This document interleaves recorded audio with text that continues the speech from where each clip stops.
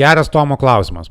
Ar fruktozė, kuri dedama į saldumynus ir vaisvandenius, yra blogiau negu cukrus? Taip, tai yra žymiai blogiau ir tuoj pažiūrėsim kodėl. Paprastas stalo cukrus arba kitaip sukrozė yra 50% gliukozės ir 50% fruktozės. Kitaip sakant, sukrozė tai yra junginys iš dviejų molekulių – gliukozės ir fruktozės. Nors gliukozės ir fruktozės cheminė formulė yra identiška, bet jų molekulinė struktūra skiriasi.